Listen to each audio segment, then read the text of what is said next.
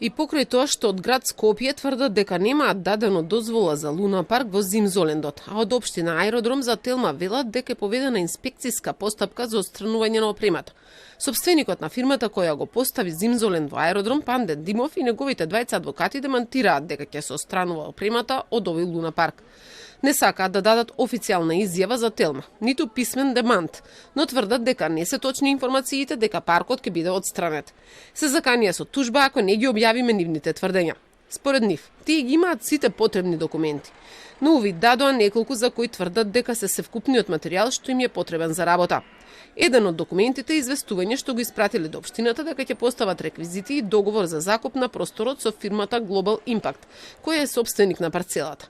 Но ова општината им одговорила дека треба да ги соберат сите потребни дозволи, согласности и сите мерки за безбедност. Од Аеродром на крај им пишуваат дека се надеваат дека ќе предизвика особен интерес кај јавноста, особено кај помладата популација. Газдата и адвокатите приложи и сертификат за безбедност на опремата и лиценци за вработените. Но од град Скопје и денеска тврдат дека не дале дозвола за реквизитите на Димов да бидат поставени на приватна парцела. Поради тоа и наложиле на општина Аеродром да постапи. Комуналниот инспектор на град Скопје на 11 декември 2025 година изврши вонреден инспекцијски надзор. На лице место е констатирано дека правниот субјект нема одобрение за поставување на Луна парк на приватен имот од надлежен орган од град Скопје. Бидејќи комуналниот инспектор нема надлежност за отстранување на реквизити за поставување на Луна парк, ве молиме да постапите согласно вашите надлежности од Законот за градење. Претходно, градоначалникот на Аеродром Дејан Митевски потврди дека е отпочната инспекцијска постапка за отстранување на поставената опрема.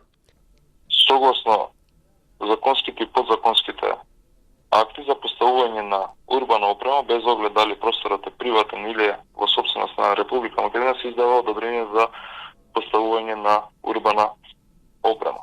Општина Аеродром единствено во тој дел може да инспектира дали е издадено одобрение за поставување на урбана опрема. Во 2022 година за нечијата Панде Димов се пријави дека е сопственикот на опремата за Луна паркот кој предизвика внимание пред салата Борис Трајковски, после сомнежите дека нема дозвола.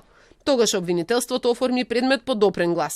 Епилог немало, бидејќи на терен се утврдило дека реквизитите биле веќе отстранети, а обвинителството немало докази за евентуални сторители на кривично дело. Сега, од обвинителството чекаат дали ќе постапат институциите. Ако не, повторно ќе отворат предмет.